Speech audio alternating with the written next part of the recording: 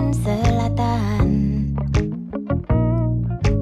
bagaikan tanah tak bertuan.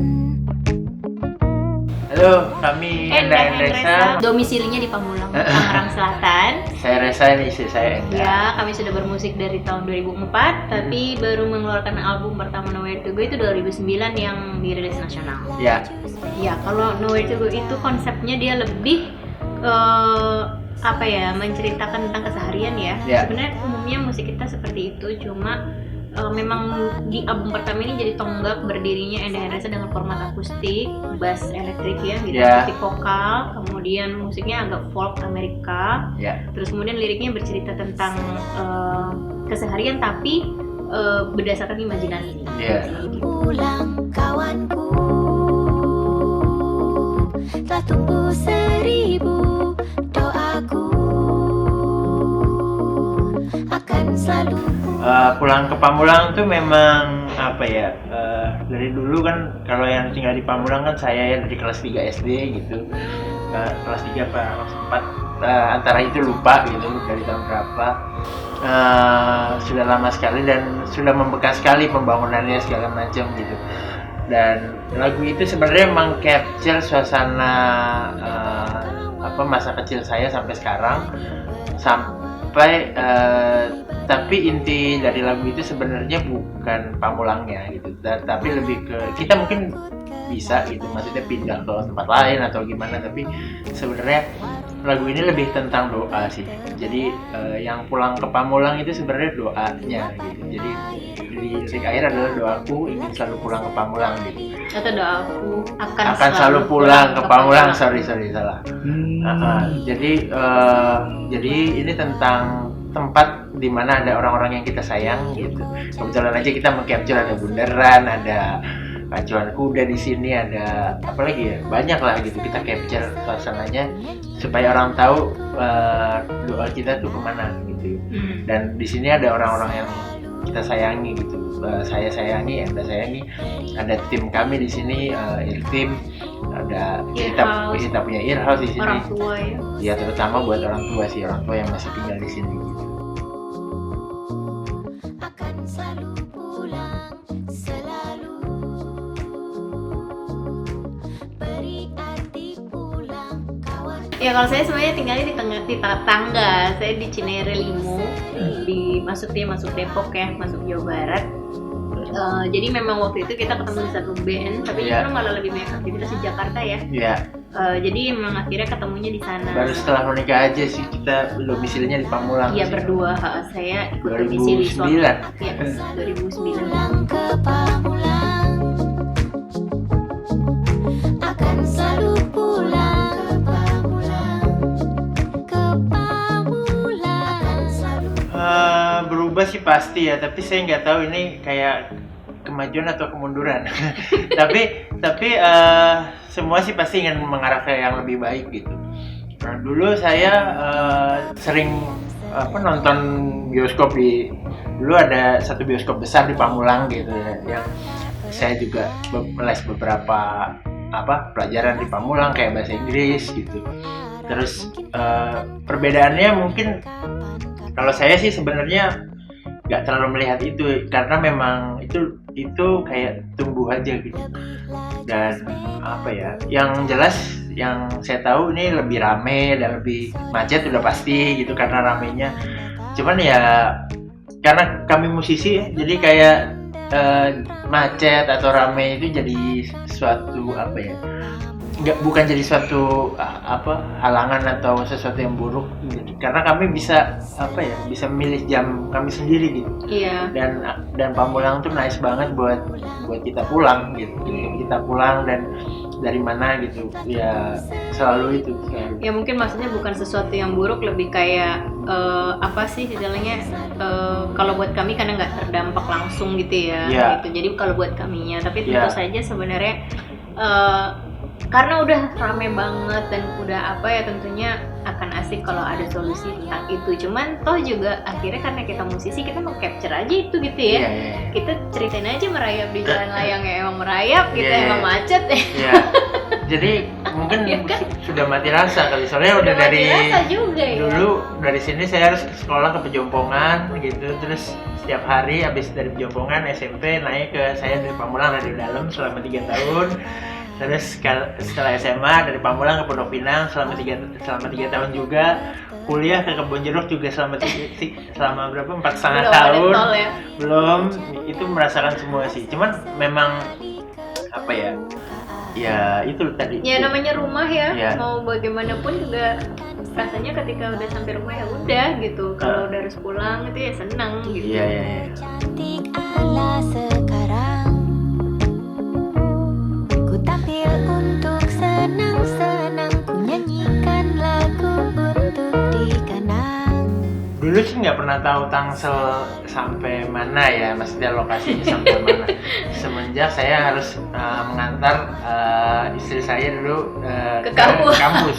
Oh ke kampus, kira Kampus. kau baru. Iya, ke kampus. Ke kampus kan berarti lewat. Nah, itu baru tahu tuh perbatasan Tangerang, perbatasan Tangsel gitu. Kita lewat ke apa namanya Serpong sedikit gitu kan itu. Jadi baru apa ya? Baru tahu bahwa ini Tangerangnya yang ini sebenarnya yang di sana gitu. Kita ada Tangerang Selatan gitu. Itu tahun 2008 juga ya. Secara geografi agak kurang memperhatikan ya. Jadi tapi apa ya? Ya itu jadi apa ya? Kalau Tangerang Selatan gimana kalau menurut kamu? Atau Sebenarnya kan mungkin karena aktivitas banyak di Jakarta ya, Iya, jadi nggak terlalu ngeh banget sebenarnya yang kita tahu. Oh iya, kadang mah juga masih suka ngaku-ngaku orang Jakarta Selatan. Jakarta Selatan gitu. Jakarta Selatan banget. Dulu tuh nggak tahu Tangerang juga selatan banget. sebegitu signifikannya domisili ya. Iya. Kadang-kadang juga dulu kalau misalnya lihat di literatur di Google selalu bunyinya ente dari Jakarta. Kita juga kadang-kadang dibilang dari Jakarta gitu karena lebih gampang, orang nggak terlalu masih belum tahu Iya. ada Tangerang Selatan waktu zaman Iya. dulu. Kita juga rasanya waktu itu nggak terlalu bermasalah gitu ya. Tapi ternyata semakin kesini semakin signifikan karena memang akhirnya mungkin akan jadi lebih seru aja kalau memang ketika kita mungkin gara-gara setelah ada in-house ya. Ya. Jadi kita emang benar-benar memperhatikan lokal, bagaimana perkembangannya, terus bagaimana pertumbuhannya gitu, sehingga ya emang karena kita hidup di sini, beraktivitas di sini jadi akhirnya jadi lebih memperhatikan. Mungkin karena dulu cuman numpang tidur kerja di Jakarta ibarat kan itu Iya, ya. ya. Jadi emang Pamulang tuh jadi sisi paling ujungnya kita gitu. Jadi Sekarang malah jadi benar-benar wah berasa banget ketika Jadi bisa kita ke- punya aktivitas di sini, Iya. jadi terasa gitu baru ngeh. Kalau aku sih sebenarnya mungkin mengamati, mungkin dulu waktu sembari lewat aja ya, waktu zaman kita pacaran dulu sampai akhirnya menikah di sini itu tahun 2009. Kalau mengingat dari masa yang baru kecil ini ya, ketika jadi Tangerang Selatan dengan perkembangannya sih lumayan pesat banget ya gitu. Dari 2009 aja mungkin awal-awal di jalanan depan Pajajaran atau segala macam itu belum seramai ini gitu ya bangunannya. Belum ada banyak bangunan gitu, belum ada banyak perumahan-perumahan, sekarang udah banyak. Kemudian dalam jangka waktu segini juga sudah ada rencana pembangunan MRT atau flyover gitu. Iya. Tapi di sisi lain juga sebenarnya kangen juga gitu dengan kalau pagi-pagi masih berembun, itu tuh ngerasain banget ya, pagi itu masih kabut, embun, terus masih dingin, hawanya tuh masih berasa dingin. iya.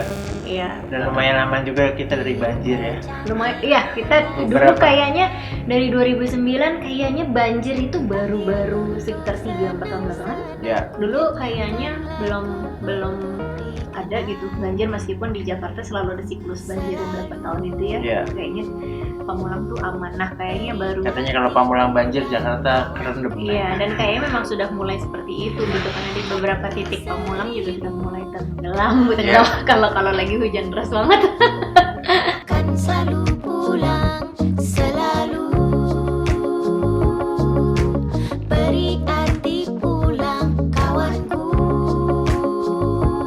Aduh harapannya banyak sama Oh, harapannya masih banyak ya. Iya. Aku sayang sekali sih sama Tangsel. Maksudnya dalam artian karena mungkin dari 2013 kita sudah banyak banget kegiatan di sini gitu ya. Akhirnya kita punya banyak kawan-kawan gitu, nggak cuma sekedar kayak singgah kemudian kerja di tempat lain gitu ya. Berasa banget habit, berasa banget attitude pembawaan orang-orangnya, kebiasaan-kebiasaannya. Sebenarnya sih berharapnya semoga nyaman, tetap menjadi satu tempat yang nyaman, karena kan sebenarnya mungkin Pamulang ataupun Tangsel itu kan banyak hunian ya.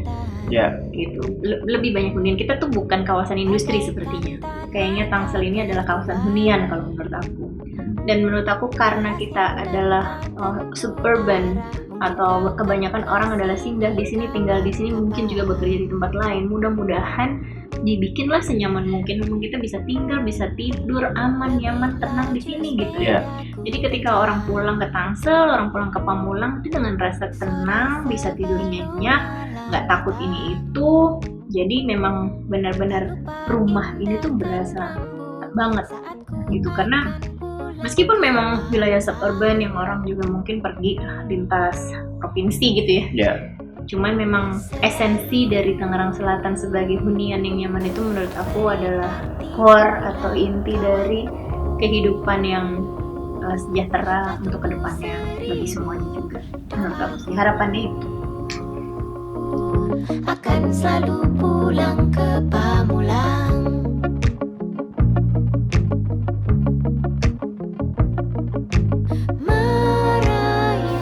Jadi untuk apa ya, ibaratnya lokal scene ya gitu.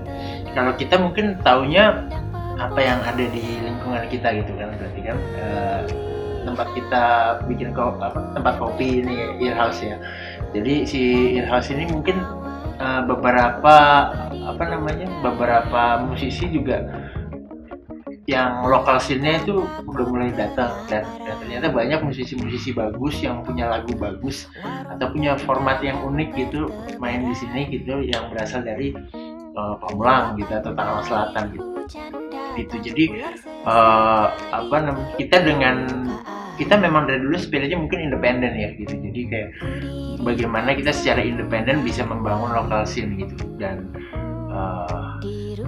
kurang lebih itu sih kalau dari yang kita amati ya selama ini. Iya, dan kayaknya juga belakangan ini sudah mulai banyak venue-venue musik, entah itu apakah misalnya pertunjukan ya, waktu itu sempat ada kayak Pamulang Festival, terus ada beberapa teman-teman kampus ataupun SMA yang memang udah bikin pensi secara terbuka gitu ya. Kemudian juga kalau dibilang sebenarnya either Pamulang atau Tangerang Selatan itu juga banyak studio-studio yang hidup dengan pertunjukan-pertunjukan ataupun kayak scene-scene underground yang juga tampil gitu. Ada scene berbagai macam juga, nggak cuma akustik folk tapi ada grunge, ada metal, ada beberapa juga ya band-band metal yang lahir di sini atau grunge yang lahir di sini juga gitu. Di luar itu juga kalau misalnya masalah support pemerintah mungkin kami nggak dapat info, maksudnya dalam arti nggak gaul ya, kita kayaknya memang kayak di Pamulang karena kita banyak banget urusan sana sini. Tapi baru-baru ini juga ada community center yang baru aja dibuka gitu ya, yang didesain sama teman-teman kita juga, dan menurut aku itu adalah sign yang bagus bahwa sepertinya ada support dari pemerintah untuk mungkin hal-hal yang berbau dengan seni dan olahraga. Kalau dilihat juga kayak kegiatan-kegiatan seperti kandang jurang doang, itu juga banyak. Ada beberapa juga kegiatan-kegiatan seperti Tangsel Kreatif yang kadang-kadang aku juga suka lihat gitu ya di media sosial juga ada. Jadi menurut aku sebenarnya kayaknya sih spiritnya anak-anak muda ini dengan atau enggak dengan pemerintah gitu ya, mereka sangat independen gitu, karena memang yang namanya seniman atau namanya musisi kayaknya emang kayak gitu ya spiritnya gitu, kayak gitu. Tapi kalau memang disupport ya akan lebih bagus lagi. Apa indahkan rambut saat ku akan pulang ke Pamulang.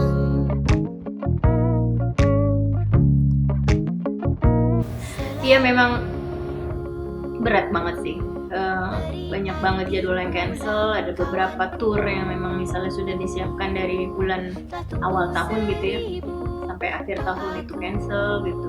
Banyak banget planning yang ternyata gagal. Tentu saja juga berpengaruh pada pendapatan gitu. Mungkin bukan hanya kami berdua saja, tapi juga untuk tim manajemen kami yang memang mungkin kecil timnya ya. Tapi kebayang ya kalau band yang tim produksinya besar banget, ini pukulannya luar biasa gitu. Jadi kalau kami Ya jujur saja sih memang tidak seperti biasanya. Dan sama seperti profesi-profesi yang lain. Memang agak berat ya.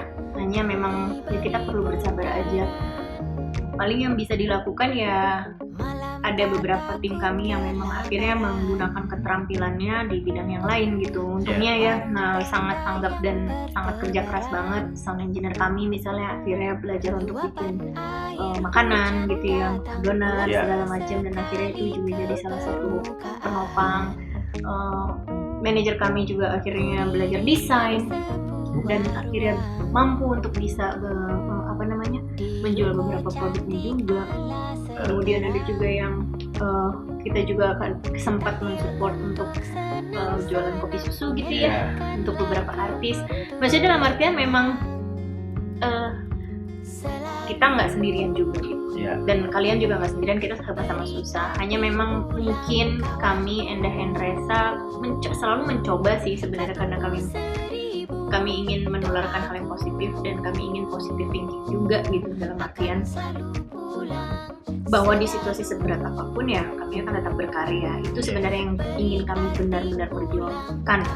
Untungnya karena kami ya selama ini misalnya menabung, studio juga karena dari dulu independen punya sendiri, jadi memang ketika kami mau rekaman kami sudah bisa lakukan itu sendiri gitu. Jadi memang terbantulah dengan tabungan-tabungan yang sudah kami kumpulkan sebelum-sebelumnya gitu. Ya intinya sih sebenarnya kita semua sama-sama berjuang untuk hidup saat ini dan berkarya. Ya, salah satu juga mau nambahin sedikit, kalau pandemi ini kami menyikapinya dengan bagaimana supaya pandemi ini sebenarnya kan memang banyak negatifnya gitu, tapi kami selalu menyikapi sesuatu itu dengan namanya seniman gitu kan, kita selalu berkesenian di saat apapun gitu. Jadi sudut pandangnya sama mungkin seperti waktu zaman dulu mungkin kita ada kejadian-kejadian apa, atau misalnya waktu kerusuhan atau waktu bencana gitu. Kita bermusik, kita menanggapi apa yang ada, kurang lebih seperti itu ya. Lebih gitu. Jadi kita menyikapi dengan bagaimana tetap berkreatif di dalam momen pandemi ini. Saya percaya sih kita buat teman-teman sekalian juga kalau yang punya ide kreatif gitu, pasti kreativitasnya juga gak akan berhenti karena pandemi gitu. Mau live streaming atau sekarang bentuknya apa ya, ada bentuk-bentuk baru gitu yang sebenarnya nanti mungkin setelah pandemi juga masih akan terpakai, masih permanen gitu, masih ya permanen, itu bisa terpakai dan jadi satu skill tersendiri atau misalnya alternatif pemasaran yang baru gitu. Karena buat aku, saya dan Mas Reza memang mungkin dari dulu memulai karir ini dari susah ya, maksudnya dalam arti dari bawah.